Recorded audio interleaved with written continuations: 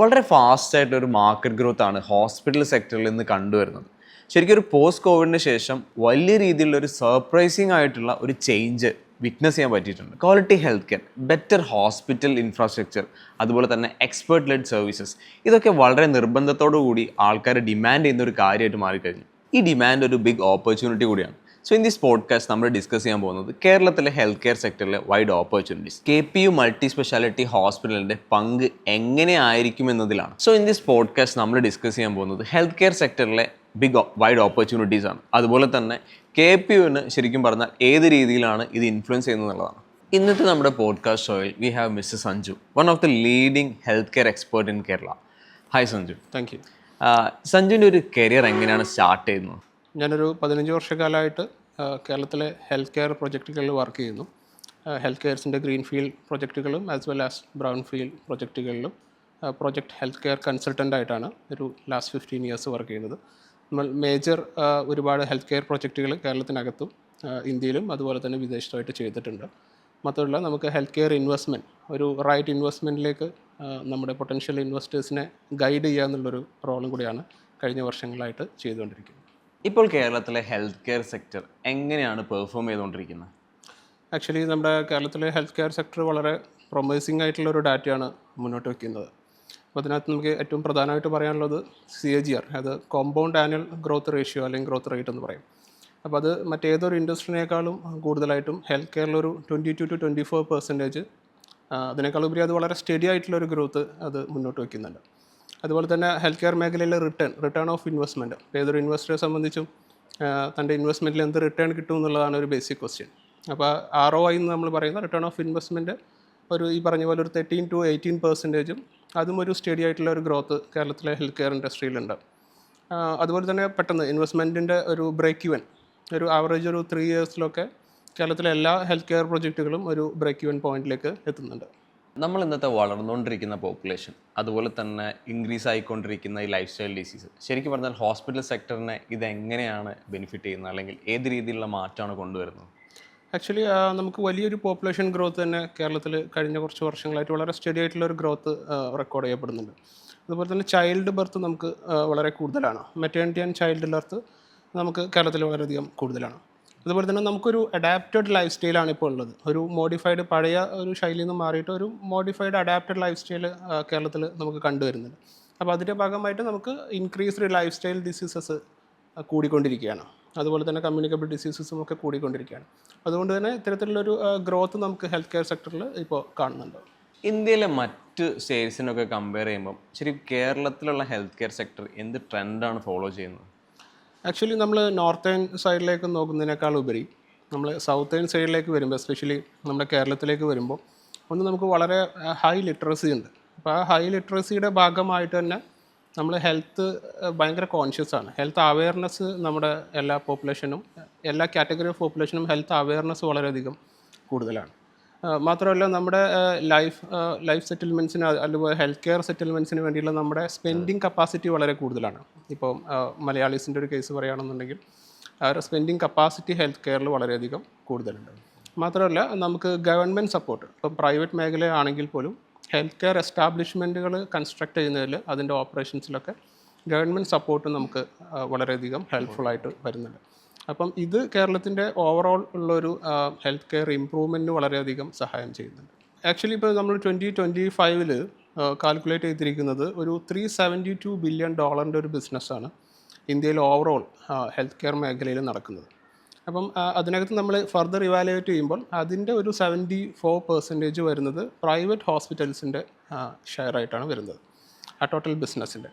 അതുപോലെ തന്നെ അതിൻ്റെ ഒരു ലീസ്റ്റ് പാർട്ടായ ഒരു 24% ഗവൺമെൻറ് സെക്ടറിൽ വരുന്നത്.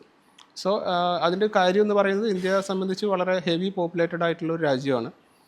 അതുകൊണ്ട് തന്നെ ഗവൺമെൻറ് ഫെസിലിറ്റികൾക്ക് ഇത്രയും പോപ്പുലേഷനിലേക്ക് റീച്ച് ചെയ്യുക എന്ന് പറയുന്നത് കുറച്ച് ബുദ്ധിമുട്ടായ ഒരു കാര്യമാണ്. അതുകൊണ്ട് തന്നെ പ്രൈവറ്റ് സെക്ടറാണ് ഇത് ഫോക്കസ് ചെയ്യുന്നത്. സോ 74% ബിസിനസ് ഈ പ്രൈവറ്റ് സെക്ടറിൽ അക്യുമുലേറ്റ് ചെയ്യുന്നു എന്ന് പറയുന്നത് വളരെ പ്രൊമൈസിങ് ആയിട്ടുള്ള ഒരു ഡാറ്റയാണ്. സഞ്ജുവിൻ്റെ ഒരു ഒപ്പീനിയനിൽ നമ്മൾ ഈ ഒരു പ്രൈവറ്റ് ഹോസ്പിറ്റൽ ഇത്രത്തോളം ഡോമിനേറ്റ് ചെയ്യാനുള്ളൊരു റീസൺ എന്തായിരിക്കും? ഓക്കെ, മേജറായിട്ട് ടെക്നോളജിക്കൽ അഡ്വാൻസ്മെൻറ്റ്. ഡെഫിനറ്റ്ലി ഇപ്പം പുതിയ ട്രീറ്റ്മെൻറ്റ് രീതികൾ, പുതിയ ഇന്നോവേഷൻസും അതിനകത്ത് വരുന്ന അപ്ഡേഷൻസും അപ്പോൾ അതിനകത്ത് ഫണ്ടിങ് ഡെഫിനറ്റ്ലി അനിവാര്യമാണ്. അപ്പം അത്തരത്തിലുള്ള ടെക്നോളജിക്കൽ അഡ്വാൻസ്മെൻറ്റിൻ്റെ ഏർലി ആക്സസ് നമുക്ക് ഹെൽത്ത് കെയറിൽ വളരെ പെട്ടെന്ന് തന്നെ കേരളത്തിൽ വരുന്നുണ്ട്. അപ്പോൾ അത് പ്രൈവറ്റ് മേഖലയിൽ പ്രത്യേകിച്ചും നമുക്ക് ആ ഒരു ഫണ്ടിങ് ഉള്ളതുകൊണ്ട് തന്നെ അത്തരത്തിലുള്ള ഒരു അഡ്വാൻസ്മെൻ്റ് ഉണ്ട്. അതുപോലെ തന്നെ കേരളത്തിലെ ഒരു സ്പെഷ്യാലിറ്റി എന്ന് പറയുന്നത്, അല്ലെങ്കിൽ ഇന്ത്യയിലെ ഒരു സ്പെഷ്യാലിറ്റി എന്ന് പറയുന്നത്, വളരെ സ്കിൽഡായ ഡോക്ടേഴ്സ് നമുക്കുണ്ട്. അപ്പോൾ അത്തരത്തിലുള്ള ഡോക്ടേഴ്സിനെ പ്രൊഡ്യൂസ് ചെയ്യുന്ന ഇൻസ്റ്റിറ്റ്യൂഷൻസ് നമുക്കുണ്ട്. അതുപോലെ തന്നെ മെഡിക്കൽ ആൻഡ് പാരാമെഡിക്കൽ സ്റ്റാഫ് അവരെ പ്രൊഡ്യൂസ് ചെയ്യുന്ന മാർക്കറ്റ് ആണെങ്കിൽ പോലും, ഇൻസ്റ്റിറ്റ്യൂഷൻസ് ആണെങ്കിൽ പോലും, അതും നമുക്ക് വളരെ സ്ട്രെങ്ത് ആണ്. നേരത്തെ പറഞ്ഞ പോലെ ഗവൺമെൻറ് സപ്പോർട്ടും ഈ ഒരു മേഖലയിലുണ്ട്. അതുകൊണ്ട് തന്നെ പ്രൈവറ്റ് സെക്ടർ തന്നെയാണ് നമുക്ക് ഇവിടെ ഹെൽത്ത് കെയർ മേഖലയിൽ ഡോമിനേറ്റ് ചെയ്ത് നിൽക്കാനുള്ളൊരു മേജർ റീസൺ എന്ന് പറയുന്നത്. ഇന്ത്യയിലെ നിലവിലുള്ള ഇൻവെസ്റ്റ്മെൻറ്റ് ട്രെൻഡ്സ് എന്തൊക്കെയാണ്? ആക്ച്വലി കഴിഞ്ഞ കുറച്ച് കാലങ്ങളായിട്ട് ഇപ്പം ഇൻ്റർനാഷണൽ കമ്പനികൾ, ജയൻസ് എന്ന് തന്നെ നമുക്ക് പറയാം, അതൊക്കെ ഇന്ത്യയിലെ ഹെൽത്ത് കെയർ മാർക്കറ്റിലേക്ക് ഫോക്കസ് ചെയ്തുകൊണ്ടിരിക്കുകയാണ്. ലൈക്ക് ബ്ലാക്ക്സ്റ്റോൺ പോലത്തെ കമ്പനികളൊക്കെ ഇന്ത്യയിലെ ഹെൽത്ത് കെയറിൽ വളരെ ഹെവി ഇൻവെസ്റ്റ്മെൻറ്റ് നടത്തുന്നു. ഫോർ എക്സാമ്പിൾ നോക്കുകയാണെന്നുണ്ടെങ്കിൽ നമുക്ക് ആസ്റ്റർ ഗ്രൂപ്പിൻ്റെ ഒരു കഴിഞ്ഞ കാലങ്ങളിലെ പെർഫോമൻസിൽ നോക്കാം. അവരുടെ ഒരു 75% ഇക്വിറ്റി പ്രൈവറ്റൈസ് ചെയ്യപ്പെട്ടു. അത് ഇതുപോലത്തെ ഇൻ്റർനാഷണൽ ജയൻസ് ആണ് അത് അക്യൂർ ചെയ്തിട്ടുള്ളത്. അപ്പം അത്തരത്തിലുള്ള ഇൻ്റർനാഷണൽ കമ്പനികൾ, FDI പോലും ഇന്ത്യയിലേക്ക് ഹെൽത്ത് കെയറിൽ ഇൻവെസ്റ്റ് ചെയ്യാനുള്ള ഒരു കാരണം എന്ന് പറയുന്നത് കമ്മിങ് 5 to 10 years ഇന്ത്യയിലെ ഹെൽത്ത് കെയർ മേഖലയിൽ വലിയൊരു ബൂം വരാനിരിക്കുകയാണ്. വലിയൊരു മുന്നേറ്റമാണ് അതിനകത്ത് വരാനിരിക്കുന്നത്. മാത്രമല്ല ടു ഗോയിങ് ഫ്യൂച്ചർ അത് ആ ഒരു ട്രെൻഡ് ഇൻക്രീസ് ചെയ്യാനാണ് സാധ്യത. എങ്ങനത്തെ ടൈപ്പ് ഓഫ് ബൂമാണ് ഉദ്ദേശിക്കുന്നത്? നമുക്ക് ഇപ്പം പോസ്റ്റ് കോവിഡിന് ശേഷം ഉണ്ടായിട്ടുള്ള അപ്ഡേഷനാണ്. അപ്പം അതിനുശേഷം ഈ കമ്മ്യൂണിക്കബിൾ ഡിസീസസും ഇത്തരത്തിലുള്ള ഔട്ട് ബ്രേക്സും ഇനി വരാൻ കൂടുതൽ സാധ്യതകളുണ്ട്. നേരത്തെ നമ്മൾ സംസാരിച്ച പോലെ തന്നെ ലൈഫ് സ്റ്റൈൽ ഡിസീസസ് കൂടുന്നു. അപ്പോൾ ലൈഫ് സ്റ്റൈൽ ഡിസീസസ് നമ്മൾ പറയുമ്പം അതിനപ്പുറത്തേക്ക് ഇതിൻ്റെ ഫർദർ കോംപ്ലിക്കേഷൻസ് കൂടി വരികയാണ്. അപ്പോൾ അത്തരത്തിലുള്ള പല കാറ്റഗറി ഓഫ് ഹോസ്പിറ്റൽ, ഇപ്പോൾ ടെർഷ്യറി കെയർ പോലെയുള്ള അഡ്വാൻസ്ഡ് ഫെസിലിറ്റീസ് ഉള്ള ഹോസ്പിറ്റൽസിൻ്റെ അല്ലെങ്കിൽ ഹെൽത്ത് കെയർ മേഖലയുടെ ആവശ്യകത വർദ്ധിച്ചുകൊണ്ട് വരികയാണ്. അപ്പം ആ ഒരു ഓപ്പർച്യൂണിറ്റി മുന്നിൽ കണ്ടുകൊണ്ടാണ് ഈവൻ ഇൻ്റർനാഷണൽ കമ്പനികൾ വരെ ഇന്ത്യയിൽ അല്ലെങ്കിൽ കേരളത്തിലെ ഹെൽത്ത് കെയർ മേഖലയിൽ ഇപ്പം ഇൻവെസ്റ്റ് ചെയ്യാൻ തയ്യാറായിക്കൊണ്ടിരിക്കുന്നത്. ഇതിൽ ഒരു ഇൻവെസ്റ്ററെ സംബന്ധിച്ചിടത്തോളം കിട്ടുന്ന ഒരു ബെനിഫിറ്റ്സ് എന്തായിരിക്കും? എക്സാക്ട്ലി ഇപ്പം മറ്റേതൊരു ബിസിനസ്സിലും ഇൻവെസ്റ്റ് ചെയ്യുന്നതിനേക്കാൾ ഉപരി ഹെൽത്ത് കെയർ മേഖലയിൽ ഇൻവെസ്റ്റ് ചെയ്യുമ്പം പ്രധാനമായിട്ടും അതൊരു റിസ്ക് ഫ്രീ ഇൻവെസ്റ്റ്മെൻ്റ് ആണെന്ന് വേണമെങ്കിൽ നമുക്ക് പറയാം. അതിൻ്റെ പ്രധാന റീസൺ ഒന്ന് റിസഷൻ ഫ്രീ ആണ്. കാരണം മറ്റേതൊരു മാർക്കറ്റിനെയും മാർക്കറ്റ് വൊളാറ്റിലിറ്റി ഭയങ്കരമായിട്ട് ബാധിക്കും. എക്സ്റ്റേണൽ വരുന്ന പല ഫാക്ടറുകൾ, ഇപ്പോൾ നമ്മൾ കോവിഡിൻ്റെ കേസ് പറഞ്ഞ പോലെ, ഇപ്പോൾ കോവിഡ് സമയത്തൊക്കെ ഇന്ത്യയിൽ ബിസിനസ്സിൽ വളരെ വലിയൊരു റിസഷൻ നേരിട്ടിട്ടുണ്ട്. അതിന് മുന്നേ വന്നിട്ടുള്ള ഗ്ലോബൽ റിസഷനിലാണെങ്കിലും ഇത് തന്നെയാണ് സംഭവിച്ചത്. പക്ഷേ ഈ ഗ്ലോബൽ റിസഷൻ വരുന്ന സമയത്തും അല്ലെങ്കിൽ കോവിഡിൻ്റെയൊക്കെ സമയത്ത് ആ ഒരു സ്റ്റഡി ഗ്രോത്ത് രേഖപ്പെടുത്തിയിട്ടുള്ള ഒരു ഇൻഡസ്ട്രി എന്ന് പറയുന്നത് ഡെഫിനറ്റ്ലി ഹെൽത്ത് കെയർ ആണ്. അപ്പോൾ അതിൻ്റെ കാരണം നമുക്കത് അവോയ്ഡ് ചെയ്യാൻ പറ്റാത്ത ഒരു മേഖലയാണെന്നുള്ളതാണ്. അതൊരു നെസസിറ്റിയാണ്. ലൈക്ക് ഫുഡ് ആൻഡ് ഷെൽട്ടർ എന്ന് പറയുന്ന പോലെ മെഡിസിൻ ആൻഡ് മെഡിക്കേഷൻ എന്ന് പറയുന്നത് നമുക്കിപ്പോൾ ഒരു നെസസിറ്റിയാണ്. അതുകൊണ്ട് തന്നെ ആ മേഖല ഇനി ഫർദർ ഡെവലപ്പ് ചെയ്യാല്ലാതെ അതൊരിക്കലും ഡൗൺഗ്രേഡ് ചെയ്യാൻ സാധ്യതയില്ല. അപ്പം അത്തരത്തിലുള്ളൊരു ഗ്യാരണ്ടി നമുക്കിതിനകത്തുണ്ട്. അതിന് കൂടാതെ ഇതിൻ്റെ ഇക്വിറ്റി ഹോൾഡേഴ്സിന് ഏത് പ്രൊജക്റ്റിലാണോ ഇൻവെസ്റ്റ് ചെയ്യുന്നത് അവിടെ നിന്നുള്ള multiple other benefits like discounts പോലെയുള്ള അതർ ബെനിഫിറ്റ്സും ഇൻവെസ്റ്റേഴ്സിന് കിട്ടുന്നുണ്ട് എന്നുള്ളതാണ്. ഇൻവെസ്റ്റ് ചെയ്യുമ്പോൾ ശ്രദ്ധിക്കേണ്ടതായിട്ടുള്ള എന്തെങ്കിലും കാര്യങ്ങളുണ്ടോ? ഏത് പ്രൊജക്റ്റിൽ ഇൻവെസ്റ്റ് ചെയ്യുമ്പോഴും നമ്മൾ ആ പ്രൊജക്റ്റിൻ്റെ സൈസ്, ആ പ്രൊജക്റ്റിൻ്റെ ബാക്ക് ഡാറ്റ, അതിൻ്റെ DPR എന്ന് നമ്മൾ പറയും, ഡീറ്റെയിൽ പ്രൊജക്റ്റ് റിപ്പോർട്ടുകളൊക്കെ നമ്മൾ പഠിക്കുന്നത് നല്ലതാണ്. അതുപോലെ തന്നെ അതിലെ നമുക്ക് ആ ഇൻവെസ്റ്റ്മെൻറ്റ് റീജിയൻ, ഏത് ജിയോഗ്രഫിക്കൽ ഇൻവെസ്റ്റ്മെൻറ്റ് റീജിയനിലാണ് നമ്മുടെ പ്രൊജക്റ്റ് വരുന്നത്, അപ്പോൾ ആ പ്രൊജക്റ്റുമായി ബന്ധപ്പെട്ട പർട്ടിക്കുലർ പൊട്ടൻഷ്യാലിറ്റി നമ്മൾ മനസ്സിലാക്കിയിരിക്കുന്നത് നന്നായിരിക്കും. അതൊരു മാർക്കറ്റ് റിസർച്ചിലൂടെ മാത്രമേ നടക്കുള്ളൂ? അത് നമുക്ക് ഇൻഡിവിജ്വലി ഒരു മാർക്കറ്റ് റിസർച്ച് വേണമെന്നില്ല. അപ്പം ഏത് പ്രൊജക്റ്റിൻ്റെയും ബാക്ക് ബോൺ എന്ന് പറയുന്നത് അതിൻ്റെ DPR തന്നെയാണ്. അപ്പോൾ ആ DPR പരിശോധിച്ച് കഴിഞ്ഞാൽ നമുക്ക് ആ പ്രൊജക്റ്റിൻ്റെ ഒരു പൊട്ടൻഷ്യാലിറ്റി വളരെ സിമ്പിളായിട്ട് തന്നെ നമുക്ക് മനസ്സിലാക്കാവുന്നതാണ്.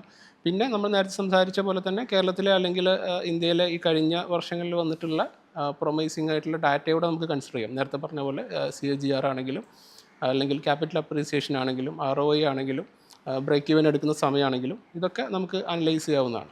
So before we wrap up, എന്താണ് സഞ്ജുവിന് നമ്മുടെ ഈ KPUHൽ ഇൻവെസ്റ്റ് ചെയ്യുന്ന ആൾക്കാർ കൺസിഡർ ചെയ്യേണ്ട കാര്യങ്ങൾ?